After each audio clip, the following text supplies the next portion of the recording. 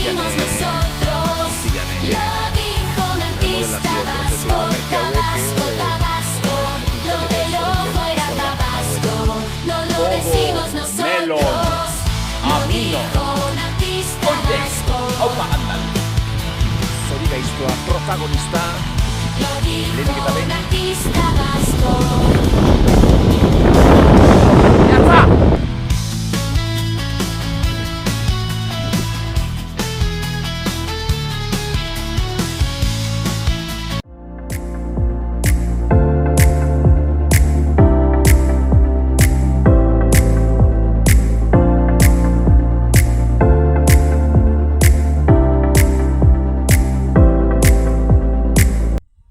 Egunon jainkoak.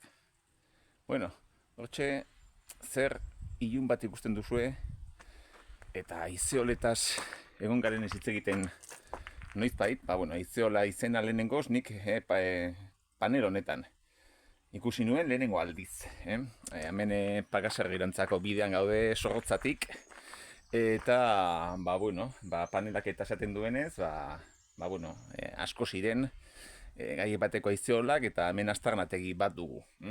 Eta hemen gero irakutsiko dizuete panela eta, aprobetxatzen zuten antza, bertinte hori, labetxo txikiak egiteko harriz eta berton egurtzen zuten burnia.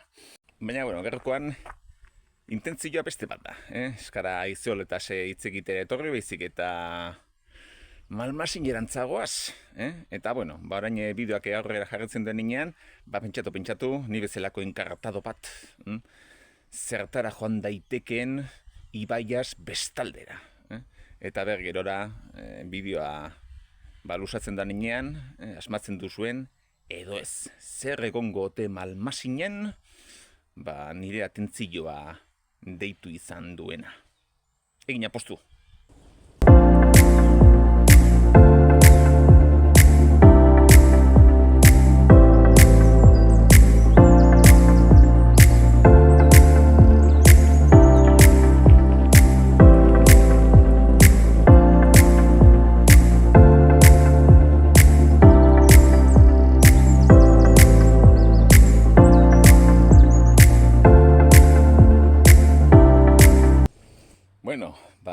Pastorekorta orgoian eta horren itzalpean amentxe.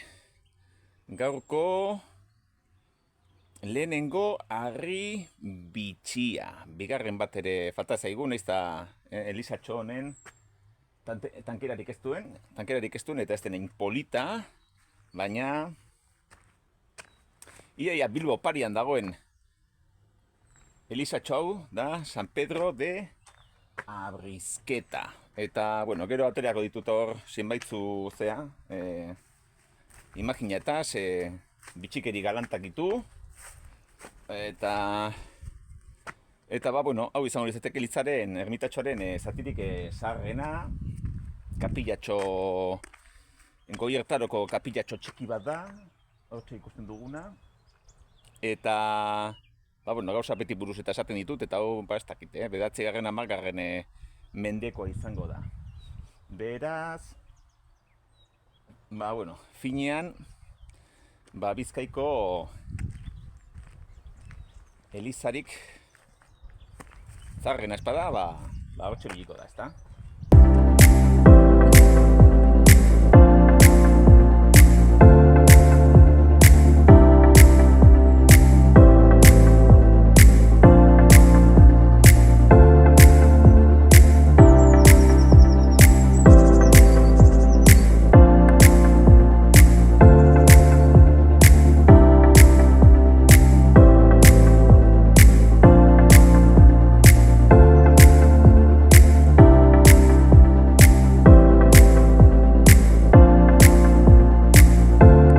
Antxe Malmasin, eta, hemendik neonek ikusten du, baina zuentzako zail izango da. Antxe bestaldean, Finaga dugu, Finaga berez eliza, hau baina askozaz ere modernoagoa da, naizta, berton bai aurkitu diren estela diskoidalak. Eta kontua da, oraintxe esango dizudanez, Malmasin gain horretan ere, ez dakit jakingo duzuen, baina ez ezaguna da, bertan badagoela kastro bat, naizta, indusketa arkeologikorik eta nik uste horri ez dioten oraindik egin. Eta kontu litzateke, triburen bat hortxe gainean izan genuela, 2000, 3000, 4000 urtetik ona bizitzen, eta historiaren etapaz etapa, hor mantendu izan direla pertsonak. Eta ikusten duzuenez, hementxe justo Ugao eta Laudiora arteko bidean gaude, Arantza baita ere, Zornotza, Durango, Gernika, Bermeo, nola bit esateko eta ez dakit jata izango den, baina nola bit esateko eta Bizkaiko erdigunean gaude. Eta Bizkaiko erdigune hortan esaten dugu, justo hementxe Finaga eta Abrizketa eta Malmasin tartean sortu zala Bizkaia nuklear hori, Bizkaiaren lehenengo aztarna. Eta horretxegatik, askotan aipatu dugunez, nola enkarterriak eta, diferentea diran Bizkaitik eta, guazen pixka bat, kontzeptu hori aklaratzera, guazen Bizkaikoko goitora, Ernamuinera, eta horren kontan, Finagar arteko bidea tokatzen zaigu. Hementxe justo pastorekortaren maldetan gaude, eta hortik autopista pasatzen da, Baiara igaro eta Basauriko alderantza joango gara. Ea bidea eta gogoratzen dudan.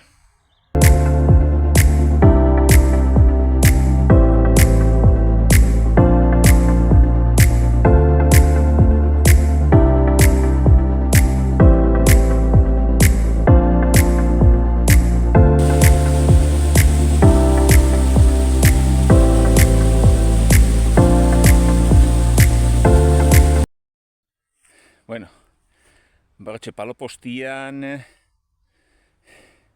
Arantzako aldean, Eskerretarantza, antxe txutxo bat ikusten da, horretxe, hori da San Pedro, Abrizketa, eta hemen autopistiaren bestaldean Finaga dugu ermitatxo txiki bat, eta ikusten duzunaz hau azkenengo zera, ladrillarekin eta, justo, 19. mendean edo izango zuen, azkenengo reforma.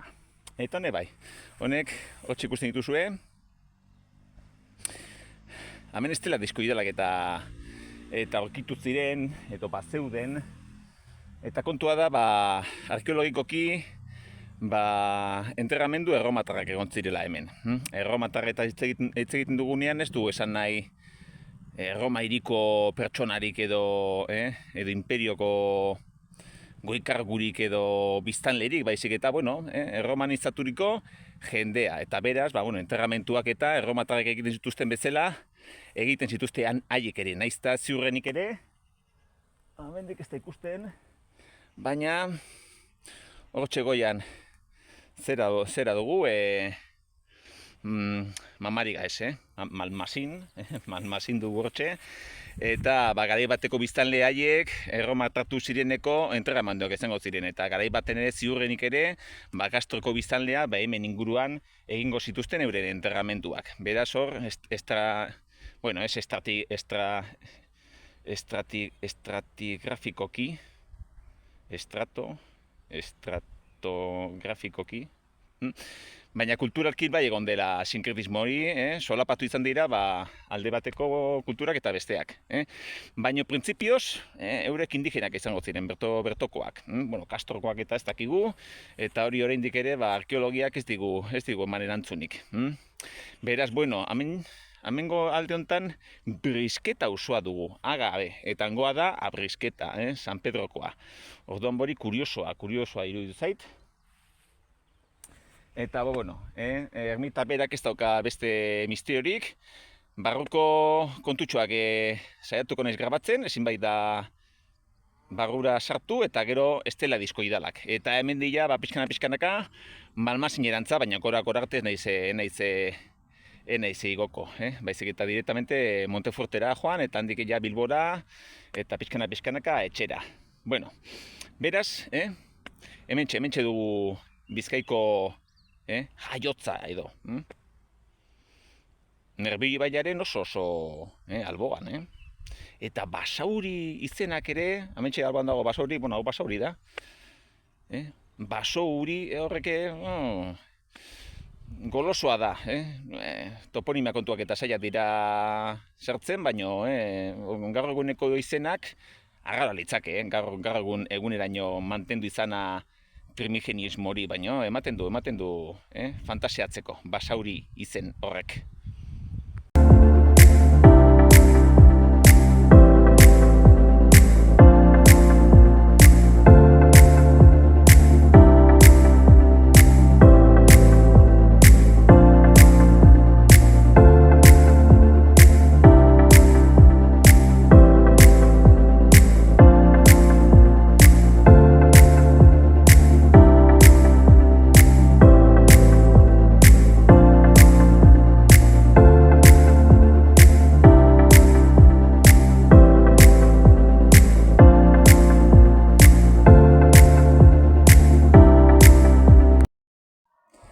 Bueno, eta...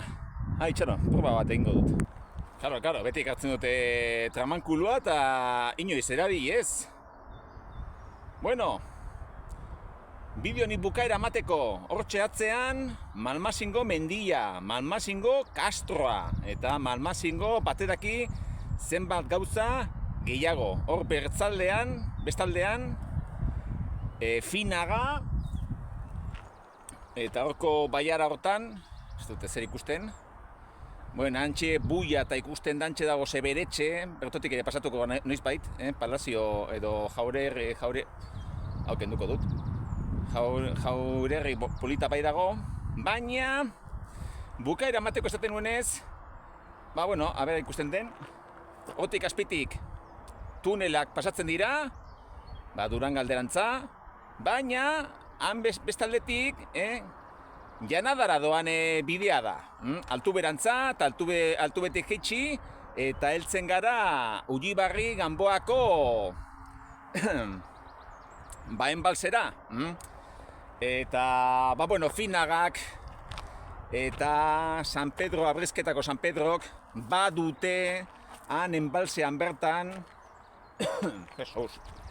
aurkitutako beste kontutxo batekin zer ikusi. Horretxegatik esaten dugu Bizkaia hortxe bertan jaiotzela. Badugu baita ere, hau azkenean Arrigorriaga ere hor bertan dago. Esan dugu Basauri, izan dezakela zentzuren bat. Eta gero Arrigorriagako bataila mitiko hura. Etzan egon Arrigorriagako batailarik, baina kondaira bera izatearen leitmotifa, nola baitere ari da hitz egiten nondik edo non sortu zen Bizkaiko konterri hori edo Bizkaiko lurralde hori. Eta justu hortxe atzean izango zen, Arrigorriaga tartean, Finaga eta beste horien tartean. Eta esaten nuenez, Janadarekin ere badauka beste zerikusi bat. Ze antza denez, Euskaldunak beti izan gara arraroak. Hitz egin dugu genei buruz, baina bisigotiarren garaian eta frankoen garaian, hemen peninsulan, Euskal Lurretan, enterramentu berezi batzuk eman ziren. Eta hori dira 7. mendeko eta 8. mendeko enterramentuak, bisigotiarren garaikoak. Penintsula osoan, bisigotiarrak jabe ziren edo gotiarrak jabe ziren lurraldeetan, hauek enterramentuetan ez zuten inoiz pertsonak armekin lurperatzen. Baina frankoek aldiz bai kontinentean Pirinioak gaindi. Eta betiko legez, hemen Euskal Herrian beti gara berezitsuak. Eta hemen ere aldaietan aurkitutako enterramentu batzuetan eta aldaieta hori justo gaur egunean Ulibarri Ganboa legokeen tokian zegoen, segero, urak tapatu egin zuen enterramentura, 100 gorpu edo berreskuratu ziren, eta hietako batzuk ematen zuten gerlariak zilera, armamentuarekin lurperatuak izan baitziren. Herria zen, umeak, emakumeak ere aurkitu zituzten, baina gizonezkoen artean batzuk armekin. Eta hemen ere Finagan antzeko enterramentu bat aurkitu zuten. Gizon bat, gizaseme bat, armekin lurperatua. Eta hori Frankoen ingurunean ematen zen edo behintzat Pirineos gaindi. Eta badirudi garai hartan ere, bertuko jauntxoek, ze hori arkeologian eta warlords, warlords deritzen zaie edo gerraren jauntxoak, termino arkeologiko bat da, pentsa ez erasmatzen dauenik. Eta hauetxek izango ziren nolabait ere, hemen bilduriko zenbaitzu jauntxo gerlari hauek, azkenean emango ziotena errealitatea Bizkaiari. Ze azken finean ere, jakin behar dugu Euskal Herriaren historiaren parte handi bat, gerrari eta mertzenariei lotuta egon dela. Euskal Herria Pirineoetan egonik, beti izan da, marka bat. Ez Señor de los Anilloseko marka, baina antzeko parezido, gu ez ginen rojirrin izan, baina hortxe ibiliko ginen. Eta horrez esan nahi du, justo gure lurraldeetan eta gaur egunean Euskal Herria bezala ezagutzen dugun lurralde horretan, talkak ematen zirela, batzun eta besteen arteko talkak. Segarren eta zazpigarren mendeetan eman ziren, Merobingioen eta Bisigotiarren arteko talkak, eta gerora, sortzikitik eta bederatzigarrenetik aurrera, Islamaren eta Frankoen arteko talkak. Eta beraz, hau zen lurralde fronterizo bat. Eta lurralde fronterizo horietan zer gertatzen zen? Bertuko jauntxoei normalean batzuek zein bestek, ordaindu egiten zietela, euren alde jartzeko. Eta badirudi, hemen Euskal Herrian, kontutxorrek funtzionamentu erabatekoa izan zuela, eta hartaroan oraindik ere badirudi, eta hori kronikoietan eta agertzen da, Bizkaiko konterriko biztanleek normalean armak izaten zituztela etxeetan, alde bateko edo besteko erregeak deitzen zietenean gerrara joateko edo dana dalakoak. Beraz gogoratu Euskal Herria edo hemengo zonalde hau, Kantaurira begiratzen dagoena, erromatarrei interesatu ez hitzaiena, hau da, Ager izeneko mendiz eta basoz inguraturiko ingurune hori beti izan dela oso behartsua. Eta horretxegatik ere, Euskaldunan nolabait ere, beti izan du, grin hori, edo kanpora joatekorena, edo gerretara joaterena, hemen etzegoelako ezer, jateko, etzegoela jateko, eta horretxegatik ere, burniaren kontu guztia, zegoenean, esplotatzen zen, amaz no poder. Beraz, gaur eguneko, Espainia deitzen den hortan, Euskaldunok edo Komunitate Autonoma Baskak eta Nafarroa duten estatus hori, ez da betikoa izan, nahiko berria da, eta Euskaldunan nortasuna beharrean eta gozean dago oinarrituta. Hori eduki kontuan, eta urren artio!